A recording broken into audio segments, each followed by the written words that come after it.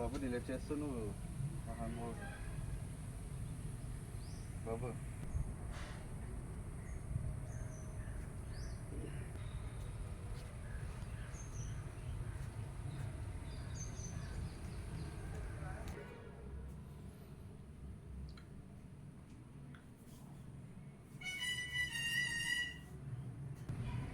ఓం గురుభ్యో నమః ఐశ్వర్యేశ్వరాయ నమః. పాఠకులందరికీ నిన్న నేను ఏదైతే ఈ యొక్క నక్షత్రాలు, వాటి యొక్క పాదాలు, వాటికి సంబంధించినటువంటి దేవాలయాల గురించి చెప్పడం జరుగుతుందో దాంట్లో ముఖ్య భాగంగా ఈరోజు మేషరాశి గురించి, దాంట్లో అశ్విని నక్షత్రం గురించి నిన్న భాగంలో చెప్పడం జరిగింది. ఈ మేషరాశిలోనే భరణి నక్షత్రం గురించి వాటికి ఉన్నటువంటి పాదాలు, వాటికి ఉపదేవాలయాలు, వాటి యొక్క ప్రాముఖ్యత కోసం ఈరోజు మీకు తెలియజేయదలుచుకున్నాను.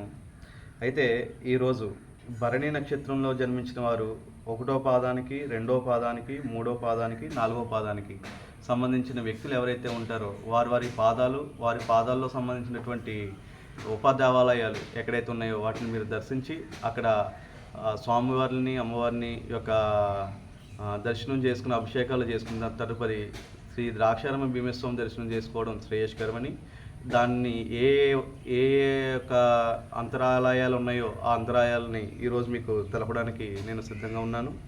అయితే 1వది అంటే భరణి నక్షత్రం 1వ పాదంలో కోలంక గ్రామంలో శ్రీ ఉమా సమేత శ్రీ సోమేశ్వర స్వామివారి దేవస్థానం కలదు. అక్కడ అభిషేకము చేసుకుని తర్వాత తదుపరి ద్రాక్షారామ భీమేశ్వర స్వామి దర్శనం చేసుకోవడం శుభశ్రేయస్కరమని నేను పాఠకులకు తెలియచేయదలుచుకున్నాను.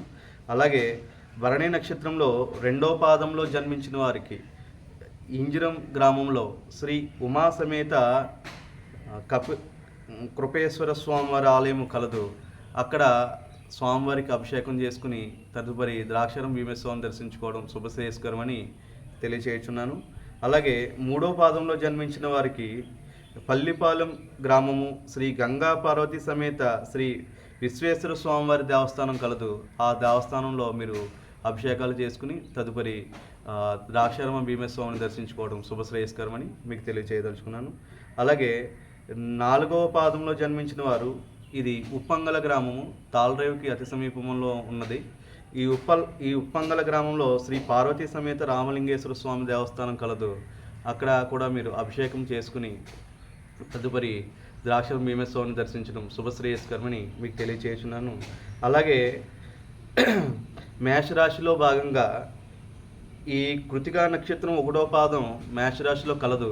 కనుక ఈ మేషరాశిలో ఈ కృతికా నక్షత్రంలో జన్మించిన వారు ఎవరైతే 1వ పాదానికి చెందిన వారైతే ఉన్నారో వారు నేలపల్లి గ్రామము శ్రీ మీనాక్షిదేవి సమేత శ్రీ నీలకంఠేశ్వర స్వామివారి దేవస్థానాన్ని దర్శించి అక్కడ అభిషేకం చేసుకుని తదుపరి ద్రాక్షారామ శ్రీ భీమేశ్వర స్వామిని దర్శించుకోవడం శుభశ్రేయస్కరమని మీకు అందరికీ తెలియజేయదలుచుకున్నాను. ఈరోజు ఈ భరణి నక్షత్రము, కృతికా నక్షత్రంలో 1వ పాదం సంబంధించినటువంటి యొక్క పాదాల్లో ఎవరైతే జన్మించున్నారో వారందరూ కూడా తప్పక గమనించి వారి యొక్క పాదాల్లో సంబంధించినటువంటి ఉపాలయాలకు వెళ్ళి దర్శనం చేసుకుని అక్కడ అభిషేకం చేసుకుని తదుపరి ద్రాక్షారామ భీమేశ్వరం దర్శించుకోవడం శుభశ్రేయస్కరమని ఇది పాఠకులు నెక్స్ట్